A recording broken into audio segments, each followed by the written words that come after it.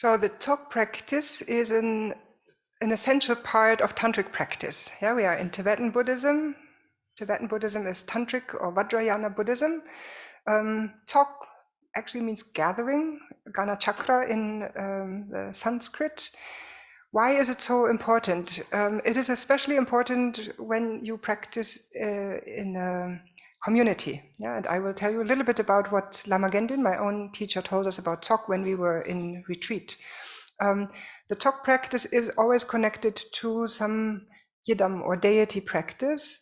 Deity practice in general, deity sounds maybe very dualistic, but the idea is to train in pure ways of perceiving the world so as to counteract our idea that everything is ordinary. Yeah, right now we might see ourselves as ordinary human beings, men, women, whatever, and we have animals and we have this world made out of matter, and it can be boring, it can be insulting, and so on.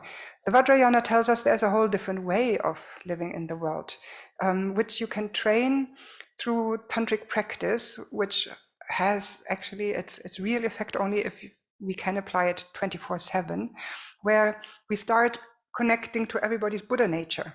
And I see you all as Dakinis, as Buddhas, as Bodhisattvas. And I see this place as a palace.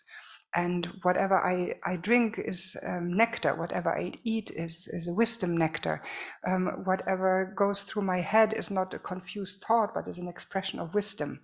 So broadly speaking, all these practices like Kurukule or any Yidam practice is a bunch of skillful means that will train you, me, in transforming our vision of the world. And the Gana chakra or the Tsok practice within this actually quite complex practice, tantric practice, has a special role. And this role is to celebrate together. And therefore it is important to do that as a community. It's also done individually, but for the community, it has a moment of purification, yeah? Because very deliberately, doing the Tsok, you think of this place as a palace, even if it feels artificial, yeah? It is a little bit this principle of you fake it until you make it. You think of everybody that you relate to as deities, as Buddhas. Whatever you hear, whatever people are saying are the mantra of the Buddha. All forms are manifestations of the Buddha. And then part of the Tsok puja, of the Tsok ritual, is a celebration of the senses, because there are always offerings that are made, offerings to the Buddhas, but then also offerings that are shared among the participants. And that is mainly food and drink, but like in all rituals, there's also the offering of smell, the incense, and so on. All of these sense perceptions are taken as moments of purifying our vision of the world as being ordinary. So there's a special part in the Tsok Puja where food and drink is shared, and in those moments we think ourselves as Buddhas who behave like Buddhas, which means we are not picking and choosing. We are not thinking, oh, this I don't like and this I like. Everything is wisdom nectar, and we are thinking we are taking it, and it transforms our vision. Yeah, and whatever we maintain in terms of impure vision of the ones around us, deliberately we make an effort of thinking of them as Buddha nature. And an important part is also to purify the connection to the teacher, confessing whenever we thought of the teacher as somebody ordinary, and we think in his or her ultimate form, it is the Buddha who manifests in my life to help me attain awakening. Therefore, I'm grateful and will keep all my connections pure.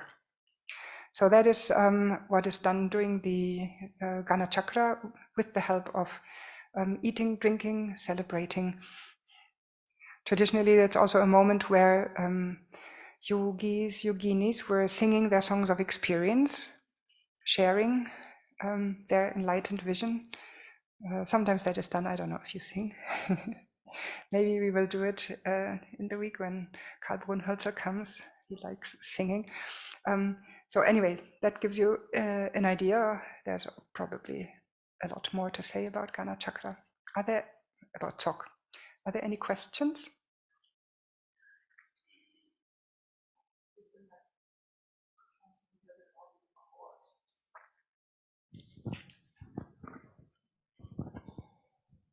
One more question about where it comes from, the Tsok, since this is not like an ancient Buddhist practice, but is it kind of, comes it from the Bön tradition?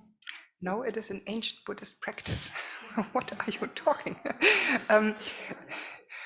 The origins of the Tantra or the Vajrayana are obscure. There are ideas that they were already present in India during the 3rd century. But the thing is that, first of all, the Indians were not very strong in writing history.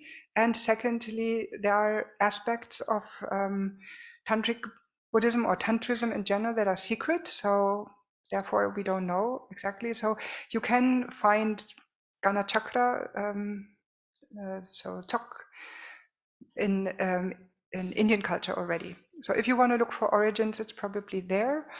There is an ongoing debate between scholars and practitioners, whether Tantric Buddhism came from Tantric Hinduism or the other way around.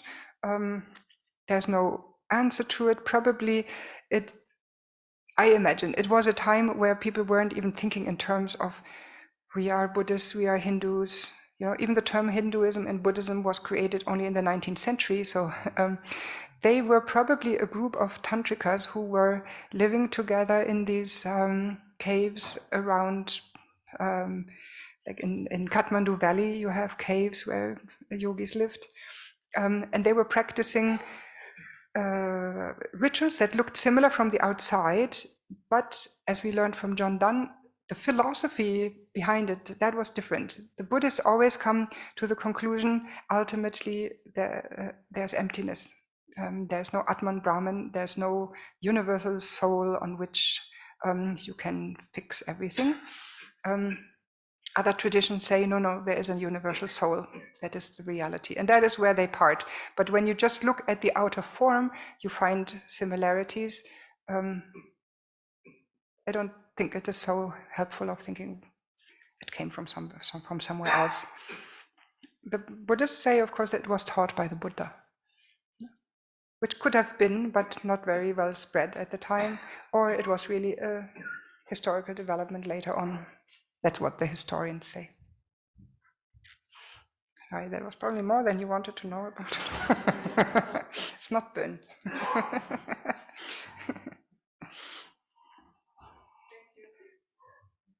Thanks. Okay, I think it's lunchtime, no?